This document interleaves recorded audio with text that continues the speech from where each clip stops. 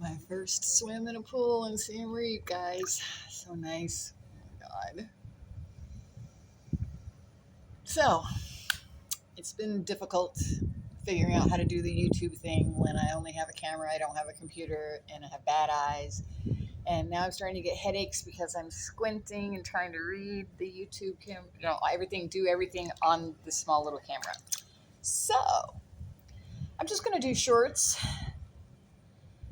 for, until I get settled into my new apartment and stuff. And then I'll start putting together the long videos and show you my place and the neighborhood and all that good stuff and my plans. Um, for the future and eating raw and getting healthy and all that really cool stuff. I have so much on my mind right now. It's overwhelming and I love it. And when I say overwhelming, it's in a good way. And I just need to, I realize I tried to do too much at once. Move to a new country, be without my daughter for the first time, start a YouTube channel when I know nothing about tech, and eat raw. Yeah, let's do that. Baby steps, but I am going to do the raw thing. Absolutely. I've already started, and I took a bunch of like before videos and stuff. And just since I've been here, literally since I started traveling here, um, I've been eating vegan, but I decided to tell myself I'm not. I mean, we're not all vegans. Let's be honest, not even it's not even about honesty. It's about the fact that everything that we eat from a garden has animals on it, right? I mean, how do animals like cows get their protein? It's because of all of those microbes that procreate in their gut, and they end up eating those microbes, and those microbes are protein because they're animals, right? So nobody's really vegan. I don't care who you say you are, but I'm like 99% vegan. You know, I mean, I have honey, and I do like fermented fish paste for anchovies, the smallest ones on the food chain that are sustainably caught and stuff, where I can find them and afford them. And that's the thing, I haven't been able to afford anything because what I got today for $3.50 blew my mind.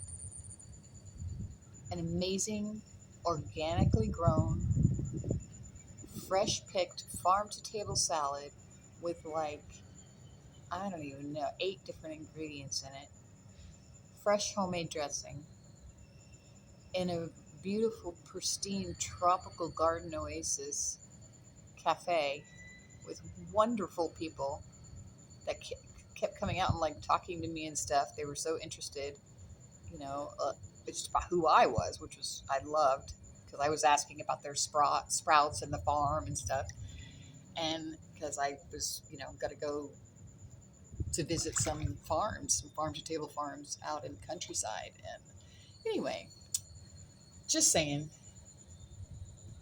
everybody's been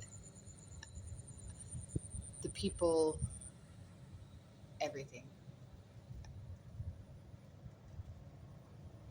It'll all start to make more sense later. when my brain starts coming back around.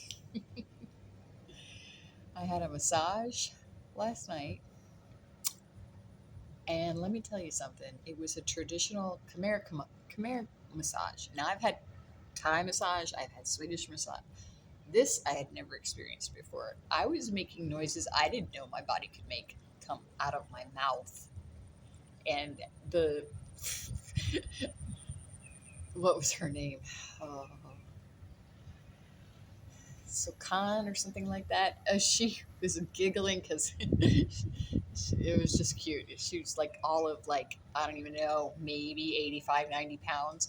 And she was not walking on me, but she was like using her whole body, you know, and man, for $20 for an hour, and they did it in my room, and she did it with aromatherapy oils that were all natural coconut, and then there was some lemongrass, and I was on my bed, and she turned off the lights, and she said, if you'd like to fall asleep, you can just pay beforehand, and I won't disturb you when I leave. I'll turn off the light. And I was like, I love you. Will you marry me? No, I'm just kidding. Like, that would be the dream husband. Um, yeah, $20. And that's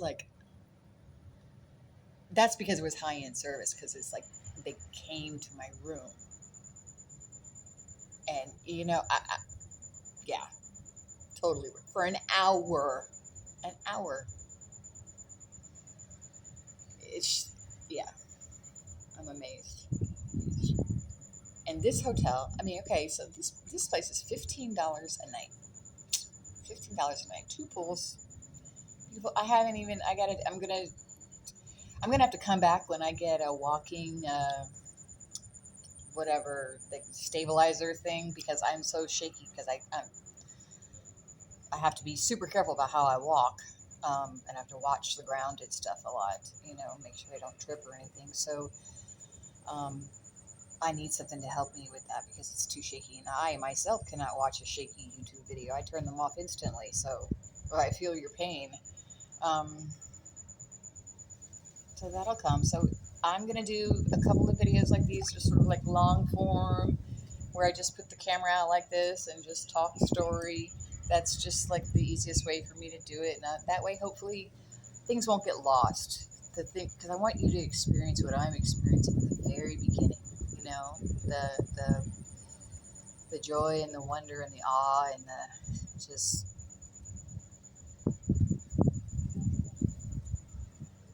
I don't even know how to explain it. Somebody said once, I think on a YouTube video that I watched, it reminded them of, like, it was too perfect. Like, it's a small world at Disney World or something like that. Like, it's like Disney meets Asia. Which, I mean, it's not. Come on. People hustle here. They have to hustle, I mean, these guys, the tuk-tuk drivers, the average tuk-tuk driver makes $10 to $20 a day. The average one. Now, if they can book you, they try to book you, so when you get here, they're going to try and get you to do tours with them, because they can book you for like $45 and take you to like all these temples all day long. And that's double the money that they would normally make, but they're doing you a service, and they know where these temples are. They'll take you there.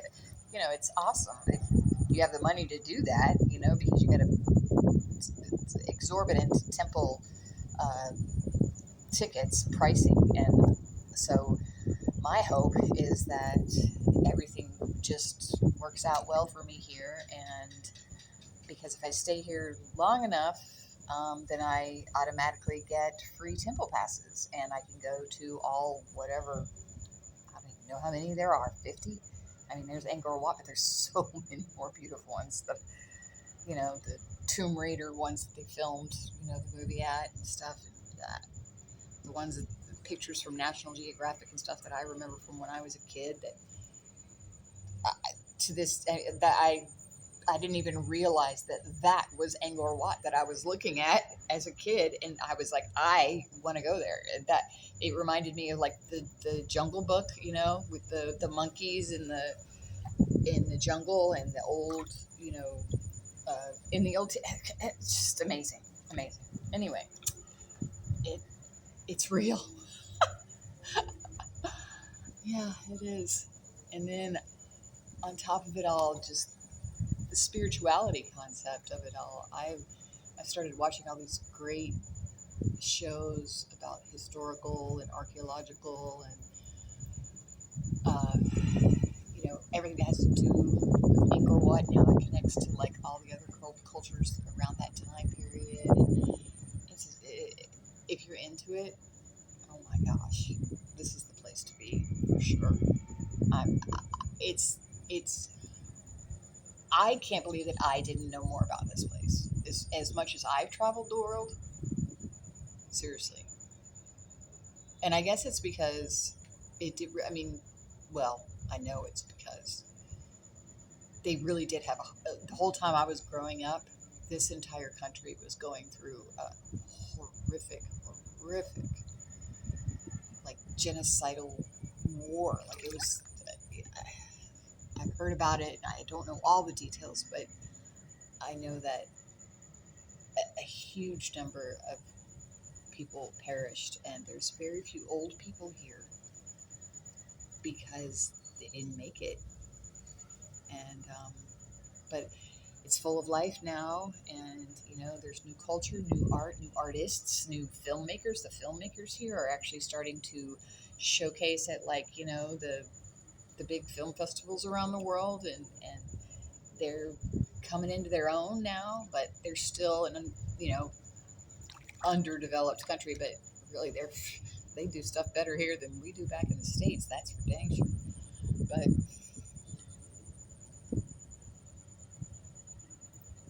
it's I'm gonna leave. I'm just gonna leave it with you guys and I'll come back to it. I'm just gonna keep doing this and just babbling, and you can just I'll let you know when things are gonna change. With the channel itself in terms of how I'm gonna set it up or whatever. Or maybe I won't. Maybe I'll just keep doing this kind of a thing, but and doing the shorts. I don't know. Play it by ear.